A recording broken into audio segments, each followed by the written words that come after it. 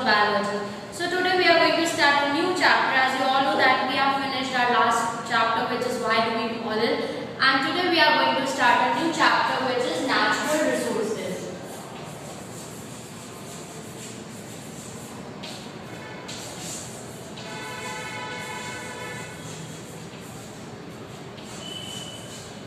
What are natural resources? So basically natural resources are the gift of nature that nature has blessed us with several resources which are useful for us in very different manner. So basically any component of the natural environment that can be utilized by man to promote his welfare is considered as a natural resource. For example, air, water, soil, minerals, energy, etc. are some examples of the natural resources. Now, natural resources are classified into different categories. So, on the basis of their exhaustibility and renewability, they are of different types. So, on the basis of exhaustibility, they are of two types: inexhaustible and exhaustible.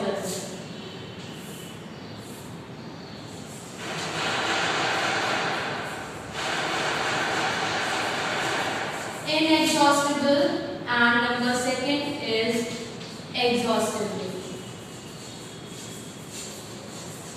So what are inexhaustible and what are exhaustible?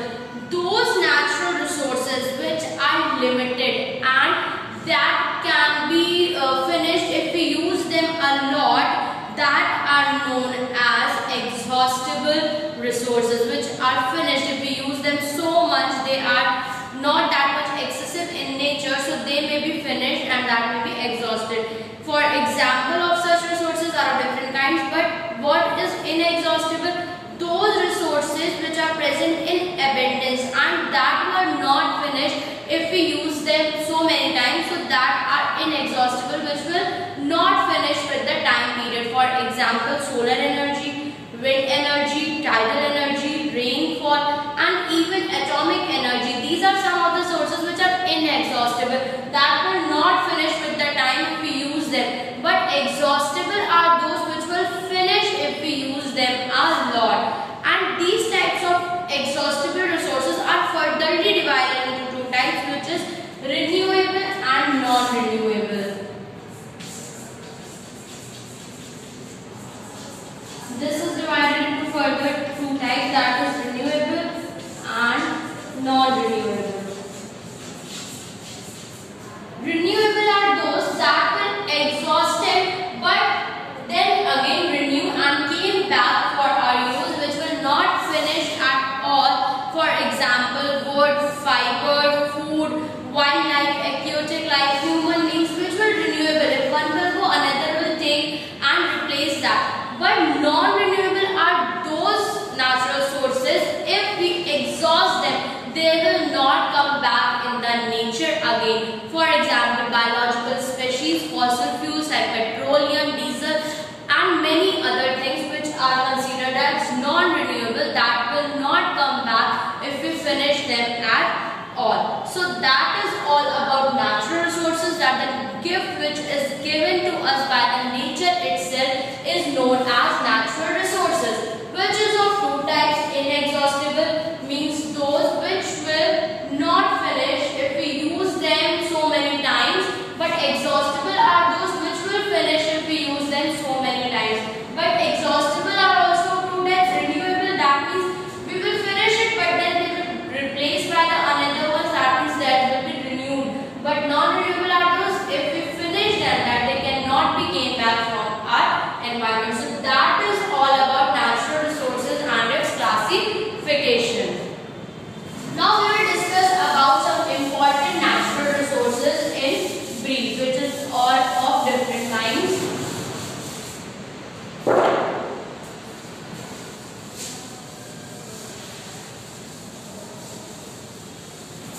So the different kinds of natural resources present on Earth are air, water, soil, minerals, energy, flora and fauna. And now we are going to discuss some of them in brief. So the first one which we are going to discuss today is air.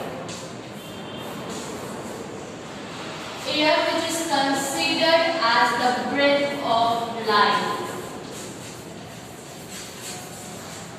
Because without air there is no life on earth. Without air the life is impossible. So air is one of the most important natural resources present in our environment. And basically what is air? Air is a mixture of different kinds of gases. Different kinds of gases in different proportion present and constitute air. For example, nitrogen, oxygen, carbon dioxide and also noble gases. Nitrogen is approximately 78%, carbon 0.03%, oxygen 21% and other noble gases in remaining 1%. And other than this, water vapors and dust particles are also present to constitute air. But the most important gas which is present in air is oxygen.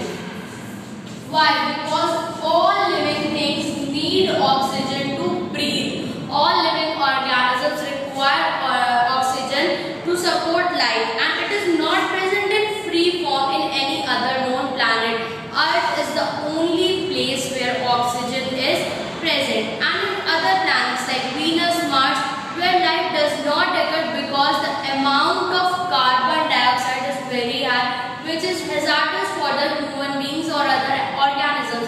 That is why, because oxygen is only present on Earth, the life is only possible in the Earth. Amount of carbon dioxide on Earth is very small, and therefore CO2 is fixed and maintained by different properties like plants use carbon dioxide and marine animals also use carbon dioxide. All organisms generate carbon dioxide during respiration, and burning of fossil fuel generate carbon dioxide. So some organisms require, some organisms generate. That is why the balance of carbon dioxide is maintained in the environment of the Earth. Now coming to the air which is formed, that is the other form of the air which constitute atmosphere.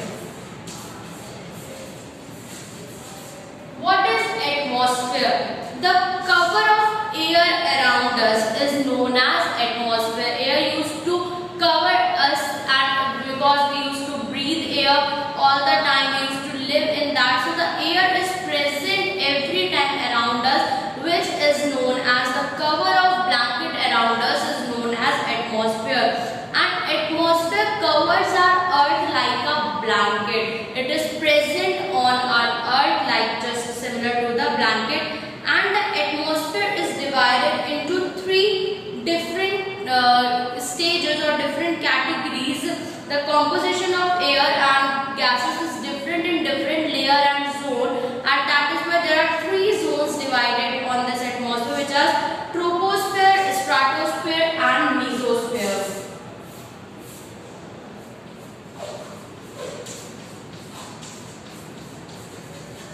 Troposphere, stratosphere, and the last one is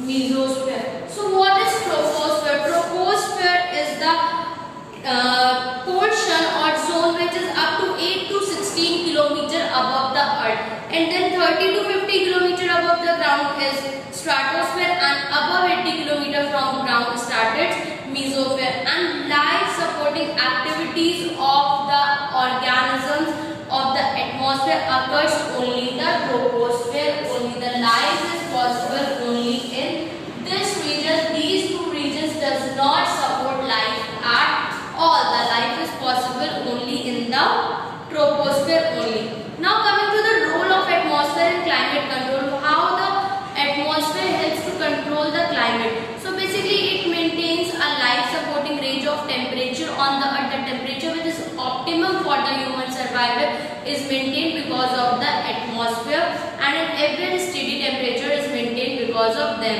Atmosphere form a thick layer of gases over the earth's surface, and that is why it does not allow heat of sunlight to enter the earth directly. Therefore the temperature becomes moderate because of the atmosphere. Now that is all about atmosphere, oxygen and different components of natural resources.